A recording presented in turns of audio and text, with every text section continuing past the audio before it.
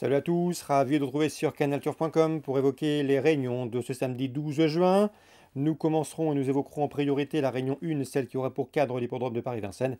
Ensuite, nous aurons également un petit mot sur la réunion 2 à Tarbes, la réunion 3 à Lisieux.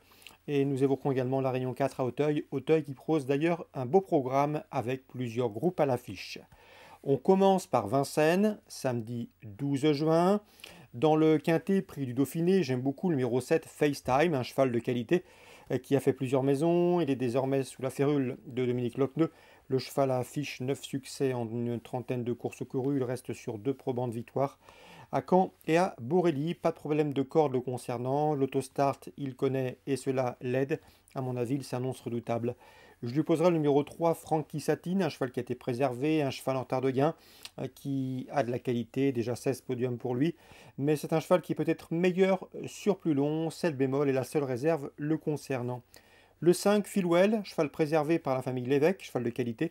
Et à mon avis, dans ce lot, lui qui avait bien fait à l'attelé, deuxième à Caen, a depuis confirmé au Tremonté à Vincennes, il a sa place sur le podium. Le 2, Farinelli Paulois, est un cheval de qualité. Il a été longtemps tenu écarté de la compétition, de l'été dernier au mois de mai de cette année. C'est un cheval qui, lors de sa dernière sortie départ autostart, avait gagné sur les l'hippodrome d'Anguin. Et ce plaisamment, c'était au cours de l'été 2020 en juillet. Il a maintenant 2 parcours dans les jambes, il approche de son bon niveau. Le départ lancé lui convient, lui aussi mérite crédit. Il faut commencer à le suivre en confiance.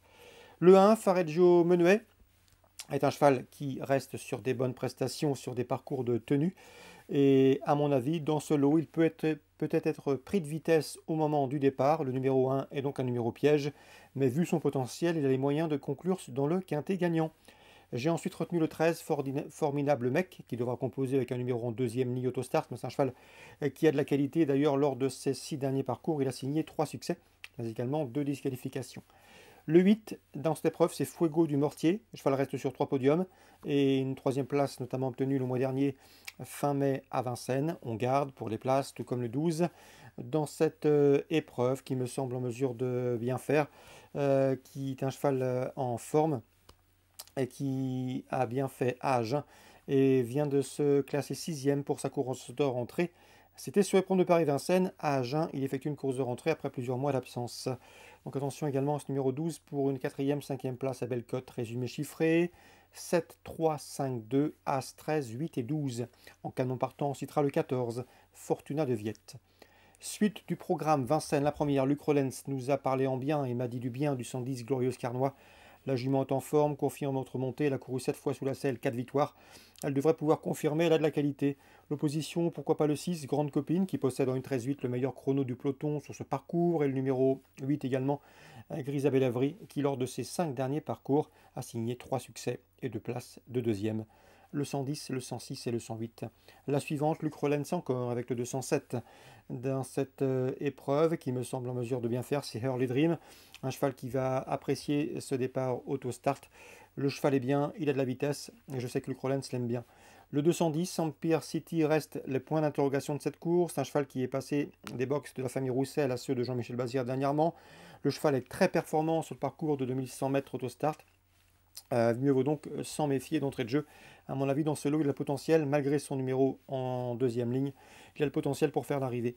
Le 201, dans cette épreuve, c'est Dragster de Momo, récent 3e sur cette piste de Vincennes, le 28 mai, où il devançait Early Dream. Ce jour-là, Early Dream, le numéro 7, avait été enfermé pour finir. Il n'avait trouvé le passage que tardivement. Donc une revanche est possible, 207, 210, 201. Concernant la 6e, le 610 Firecracker s'annonce comme le cheval à battre. Un cheval de tenue, très dur à l'effort. Il vient de s'adjuger une étape du GNT au Croisé-la-Roche. Une nouvelle fois, il s'annonce difficile à déloger. L'opposition, pourquoi pas penser au 11 Elvis du Vallon, qui sait finir vite, et qui va être avantagé par le rythme imprimé par Firecracker. C'est un véritable pisteur. Et le numéro 5 également, Copsy. Il a 9 ans, mais il est toujours un gambé, reste sur de bons résultats. Donc la 6e, Firecracker, Elvis du Vallon, Copsy. Dans le prix Chambaupé, groupe 2, nous retrouvons des parts des champions, des chevaux qui viennent de jouer les premiers rôles dans le prix des Ducs de Normandie le mois dernier à Caen, à savoir étonnant le 7 du l'effort lorsqu'il s'installe en tête, le numéro 10, Davidson Dupont, vous le connaissez, double deuxième du Grand Prix d'Amérique, le numéro 8 d'Orgos de Gaz, lui aussi cheval de tout premier plan. Donc à mon avis, ces trois-là peuvent former parfaitement le trio gagnant de cette belle épreuve. Le prix Chambon-P, le 7, le 10 et le 8. Mes trois préférés, je pense que d'Orgos de Gaz peut prendre sa revanche. Dans la huitième, Karl Champenois m'avait parlé en bien d'Herbu du Ferron, c'est un cheval qui a la pointure parisienne. Même topo avec Emmanuel Ruot qui m'a dit du bien également du numéro 11, c'est Okitolov, l'un de ses meilleurs dans cette promotion. À mon avis, ces deux-là constituent des rivaux sérieux pour le 13, Hero Winner, qui fait face à un engagement intéressant. C'est le plus riche de la cour, Jean-Michel Bazir l'a préparé en conséquence pour ce rendez-vous. Donc Herbu du Ferron, Okitolov, Hero Winner, 7, 11 et 13 pour la huitième. On passe à Tarbes. J'ai eu l'occasion de m'entretenir cette semaine avec Bruno de Monzet. D'ailleurs, il nous avait indiqué sa confiance concernant Autrano qui a gagné jeudi. Et concernant cette réunion, il présente une inédite. Pardon, il présente une inédite, oui, ce sera dans la septième. Il présente également Heure d'hiver qui est régulière. C'est dans la quatrième course, le 409, heure d'hiver régulière, qui fait bien l'hippodrome de Tarbes, qui devrait, d'après lui, être dans le coup. On peut lui poser le 6, Queen Margot, et le 7, Indiana, qui l'avait devancé à l'occasion d'une prestation commune à Mont-de-Marsan. C'était à la fin du mois de mars. Donc, pour la place sur le podium, je pense que le 409, heure d'hiver, c'est bien. Bruno de Monzet présente le 702 Samaradoc, qui est inédite, comme je vous le disais. Elle travaille correctement. De bons débuts sont attendus. Une place peut lui revenir. L'opposition devrait venir du 4 Isis de la Bruni ou du numéro 5 Vegas de la Serre, affiché 3e et 4e d'une épreuve disputée à Toulouse à la fin du mois de mai. Concernant Lisieux en Réunion 3, j'ai pu m'entretenir avec Jérémy Roux, qui a un parcours particulier. Il est maréchal ferrant de profession. Il a un permis d'entraîner, il a également une licence d'amateur. Et il fait pour les galopeurs sur la région d'Auvillaise. D'ailleurs, il avait déjà eu l'occasion de ferrer le champion Sotsats, qui est entraîné à Deauville par Jean-Claude Rouget. Donc Jérémy Roux a également des chevaux trotteurs. D'ailleurs, il présente le 314 féminine. C'est une bonne jument, elle reste sur un probant succès. Il est confiant et il pense que Féminine peut parfaitement jouer la victoire à condition qu'elle s'élance correctement. C'est là que le bas blesse la concernant. Le départ, 314 Féminine.